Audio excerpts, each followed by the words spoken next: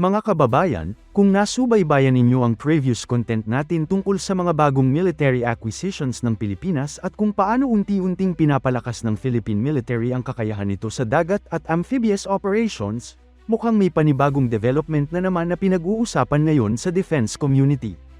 At sa pagkakataong ito, isang bagong mabigat na kagamitan mula sa South Korea ang posibleng maging sentro ng usapan. Pero ito ang mas nakakagulat. Hindi lang ito simpleng upgrade ng dati nating amphibious assault vehicles. Ang pinag-uusapan ngayon ay isang mas malaki, mas mabigat, mas mabilis, at mas malakas na amphibious vehicle na maaaring magbigay ng bagong kakayahan sa Philippine Marine Corps. Pero may isang problema, at ang problemang ito ay maaaring hindi nakikita sa unang tingin. Dahil minsan, hindi sapat na maganda ang isang military vehicle sa papel. Hindi sapat na malakas ang armas nito o mabilis ang takbo nito sa tubig. Ang mas malaking tanong ay ito, kaya ba itong suportahan ng mga barko ng Pilipinas? At dito nagsisimula ang mas interesting na bahagi ng usapan.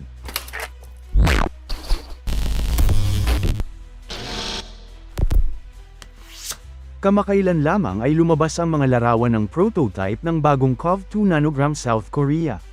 Ito ang susunod na henerasyon ng amphibious assault vehicle na ginagawa ng South Korean defense giant na Hanwha Aerospace.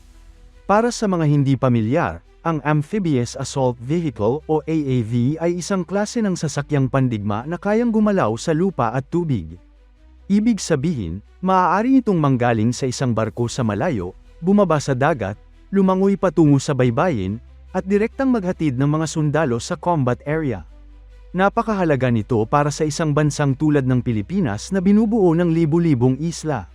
Kung iisipin ninyo, sa isang sitwasyon ng external threat, disaster response, o mabilisang deployment ng Marines sa mga malalayong lugar, malaking tulong ang ganitong klase ng sasakyan. Sa kasalukuyan, gumagamit ang Philippine Marines ng Korean Amphibious Assault Vehicles o KAAV na nakabase sa AAV-7A1 design ng Amerika. Matagal nang nagsisilbi ang mga ito sa Philippine Marine Corps at naging bahagi na rin ng iba't ibang military exercises at operasyon. Pero mukhang may isang malaking pagbabago na nangyayari ngayon. Ayon sa mga ulat, tila tumigil na ang Hanwha sa paggawa ng kasalukuyang KAAV variant na nakuha noon ng Pilipinas. At dahil dito, lumilitaw ngayon ang bagong COV-2 bilang posibleng kapalit o susunod na henerasyon ng amphibious capability. At dito nagiging mas interesante ang lahat. Kung ikukumpara sa lumang KAAV, mas malaki ang bagong COV-2.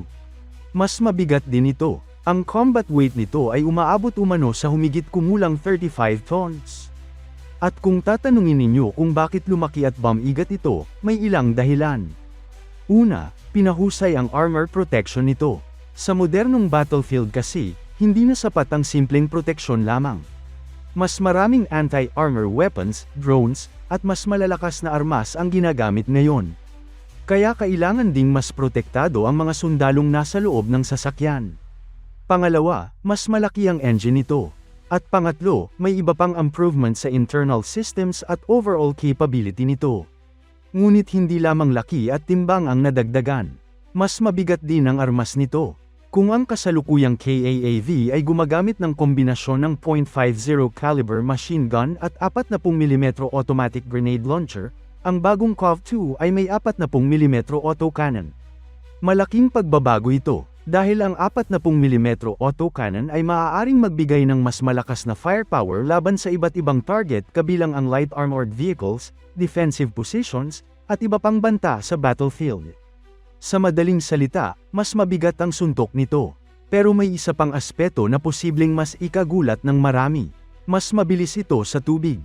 Ayon sa mga impormasyon, umaabot umano sa 13 knots ang water speed ng COV-2. Kung ikukumpara sa humigit kumulang 7 knots ng kasalukuyang KAAV, malaking pagtaas ito. Halos doble ang bilis. At bakit mahalaga ang bilis sa tubig? Dahil sa amphibious assault operations, bawat minuto ay mahalaga. Habang mas matagal na nasa dagat ang sasakyan papunta sa baybayin, mas matagal din itong exposed sa posibleng kalaban. Mas mabilis na paglapit sa baybayin ay maaaring magbigay ng tactical advantage.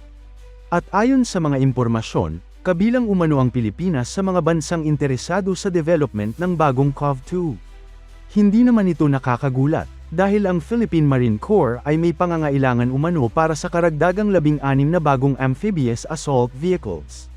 Sa kasalukuyan, pinag-aaralan nila ang iba't ibang modelo kabilang ang tracked at wheeled variants. At syempre, isa sa mga maaaring kandidato ang bagong Korean vehicle na ito. Pero dito papasok ang malaking tanong. Kung napakaganda ng mga kakayahan ng COV-2, saan ang problema? Ito ang concern na ibinahagi rin ng ilang defense observers kabilang ang Max Defense Philippines. Ang problema ay maaaring wala sa sasakyan mismo.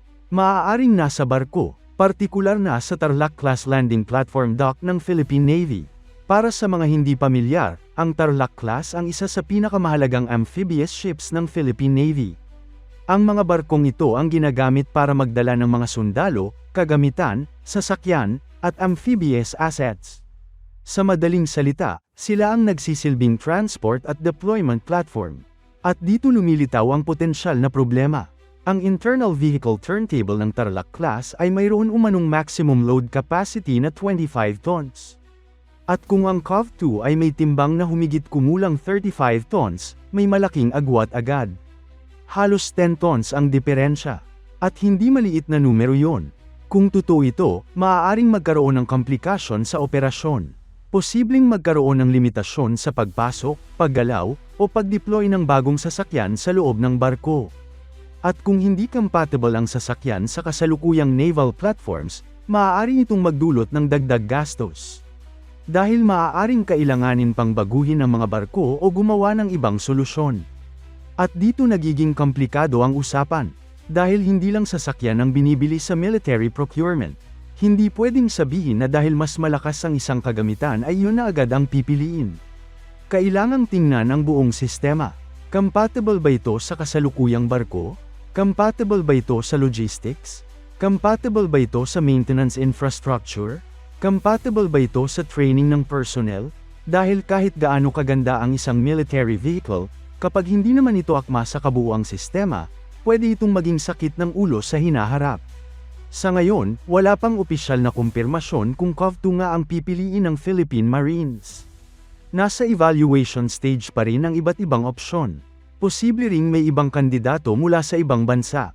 At posible rin namang magkaroon ng modification sa future version ng sasakyan o sa ibang platforms ng Philippine Navy. Pero isang bagay ang malinaw.